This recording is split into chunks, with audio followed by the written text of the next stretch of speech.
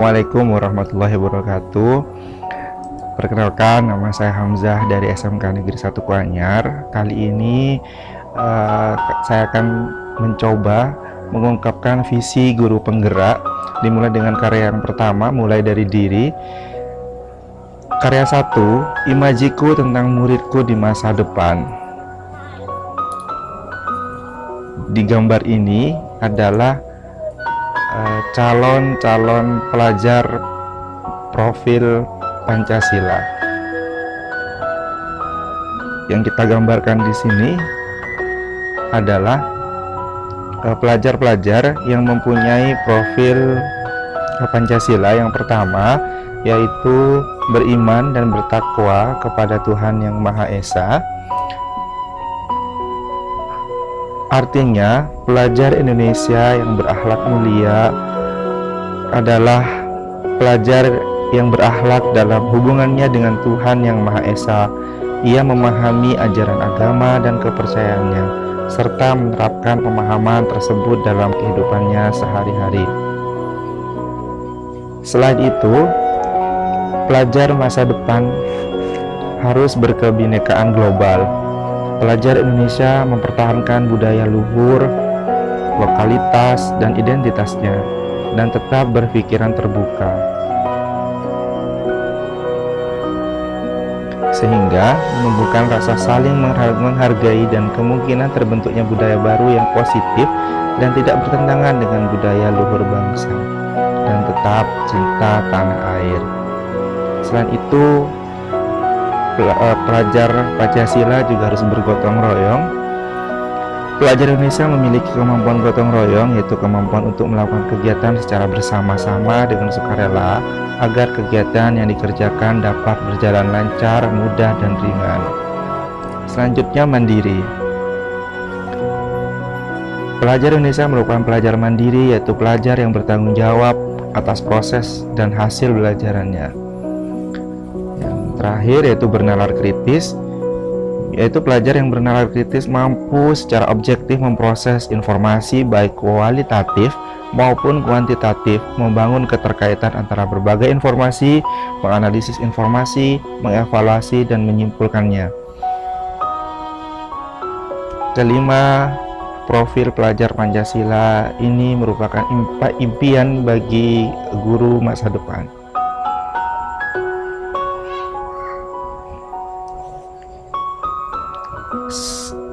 Peran guru di sini sangat penting. Peran guru yang saya gambarkan di sini adalah sosok guru yang sangat mengayomi bagi siswanya, karena peran-peran guru ini harus direfleksikan. Yang pertama, harus berpihak pada murid. Berpihak pada murid artinya sesuai dengan filosofi KHD, yaitu berhamba pada siswa. Artinya sesuaikan dengan kebutuhan siswa, karena semua siswa ini kebutuhannya berbeda-beda. Selain itu, seorang guru harus mampu menjadi pemimpin pembelajaran di dalam kelas.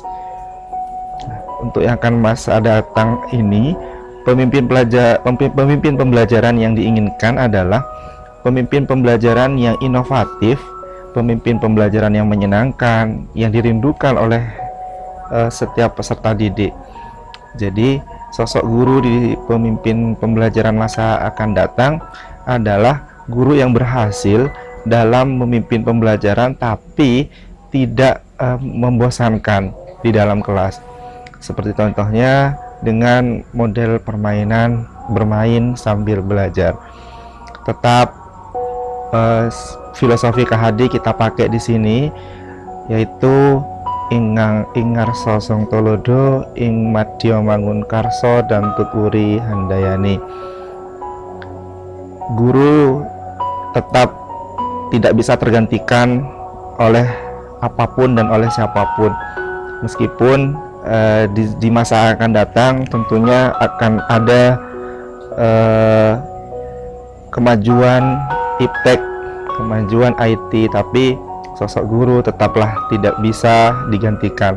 Perubahan akhlak untuk menjadi profil pelajar Pancasila yang pertama tentunya harus dibimbing oleh seorang guru. Selanjutnya, guru bisa menjadi coach bagi guru lain, kemudian menjadi praktisi komunitas, dan memimpin kepemimpinan siswa. Itulah sosok guru yang diharapkan di masa akan datang. Tentunya mempunyai nilai-nilai, yaitu nilai mandiri, kreatif, inovatif, berpihak pada siswa, dan kolaboratif. Selain itu,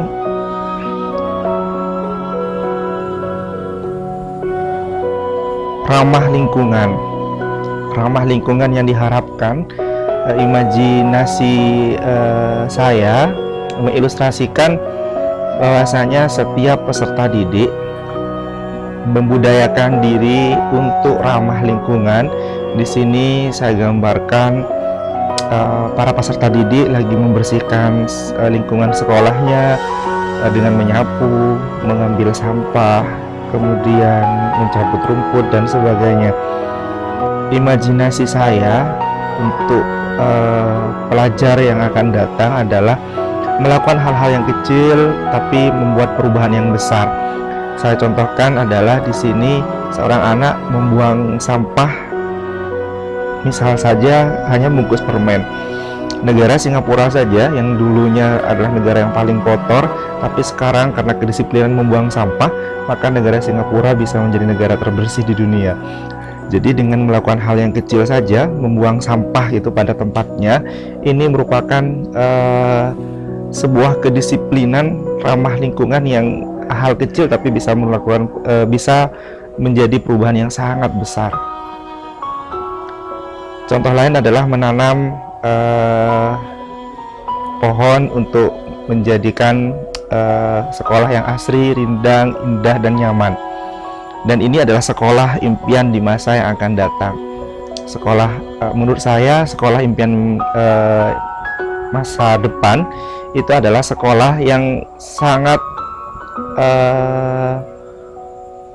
komplit dalam segi sarana dan prasarana. Contohnya di sini adalah bangunannya sangat bagus, kemudian sangat nyaman,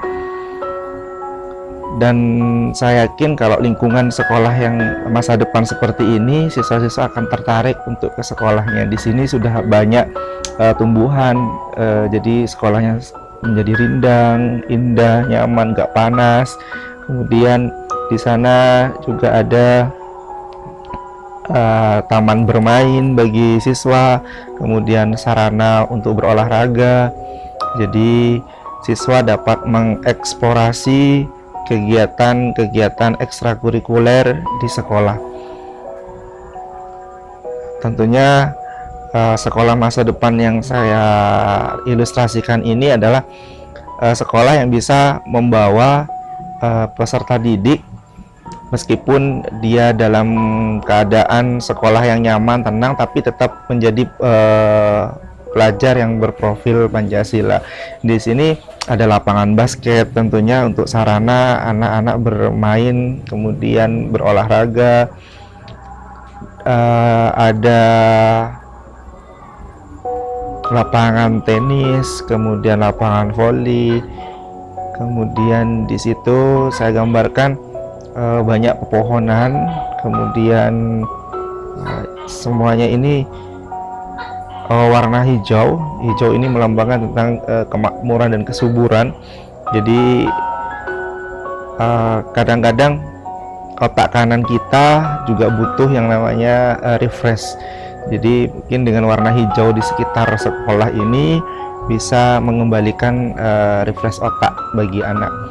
Tentunya di situ tetap cinta tanah air. Kita gambarkan di situ ada tiang bendera, tetap nasionalismenya kita jaga, karena salah satu profil pelajar Pancasila adalah berkebinekaan global. Dan di situ untuk menjaga kesehatan, mungkin setiap siswa bisa menggunakan sarana estafet, maraton, dan sebagainya. Tentunya sekolah yang nyaman seperti ini, sekolah yang sudah lengkap secara sarana dan prasarana seperti ini, ada taman bermain, lapangan olahraga yang mendukung, kemudian tentunya sarana dan prasarana KBM-nya pasti sangat mendukung dalam proses pembelajaran seperti ini. Tentunya ada tujuannya. Tujuannya apa? Pasti ingin pembelajaran ini menyenangkan bagi siswa, sekolahnya dirindukan, gitu, menjadi rumah kedua bagi siswa itu, dan nanti kalau lulus pun dia akan pasti ingat sama sekolah itu. Jadi sekolah yang dirindukan termasuk orang-orang di dalamnya juga. Tetapi sekolah yang seperti ini harus didukung dengan stakeholder juga, stakeholder yang ada di situ, misalnya guru, wali murid, kemudian kepala sekolah, komite, dan pemangku kepentingan yang ada di daerah tersebut. Nah, di sini kita gambarkan juga sekolahnya ini sekolah menjadi sekolah idaman gitu. Sekolah idaman artinya baik secara akademik, baik secara tampilan, itu sangat tertarik untuk kita datang ke sekolah itu. Nah, tentunya untuk apa sih sekolah sebagus itu? Tentunya kita ingin menjadikan lulusan dari sekolah itu lulusan terbaik, lulusan yang profesional di bidangnya, lulusan yang sukses. Pasti kalau ditanya ingin jadi apa sih anak-anak kita, pasti mereka jawabannya ingin jadi orang sukses. Sukses seperti apa yang diinginkan? Nah, ini ada saya gambarkan, ada seorang anak, seorang murid yang sudah lulus dari sebuah sekolah yang sudah menjadi impian mereka, sekolah masa depan, sekolah yang berprofil Pancasila dan ramah lingkungan. Kita lihat kalau sudah lulus mereka tuh jadi apa sih, pengen apa sih gitu. Selain mereka sudah punya nilai-nilai profil pelajar Pancasila tersebut, bisa beriman dan bertakwa kepada Tuhan Yang Maha Esa dan berakhlak mulia, dan bergotong royong, berkebinekaan global, mandiri, kreatif, dan inovatif. Untuk apa sih? Tentunya yang kita gambarkan pertama di sini adalah smile. Emoticon smile ini bahagia. Artinya siswa itu pasti pengen bahagia. Bahagia tentunya bahagia dunia dan akhirat pastinya. Kemudian gambar yang kedua saya gambarkan globe. Di sini ada peta dunia. Kenapa peta dunia? Tentunya setelah lulus kita harapkan anak kita bisa menaklukkan dunia dengan pemikiran-pemikirannya, dengan inovasi-inovasinya, dengan kreativitasnya. Bahwasanya dunia bisa menjadi milik dia, dunia berada di genggamannya dia. Saya gambarkan lagi tujuannya adalah untuk mendapatkan piala. Di sini gambarkan piala. Piala ini artinya pemenang.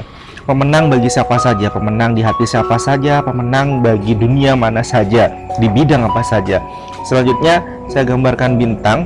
Bintang ini adalah yang paling atas, paling kecil dan paling tinggi gitu. Itu artinya adalah capaian tertinggi bagi siswa tersebut. Tentunya saya gambarkan di sini adalah bendera merah putih. Bendera merah putih di sini artinya walaupun sukses apapun dia tetap cinta tanah air, nasionalisme dan patriotisme tetap dijaga.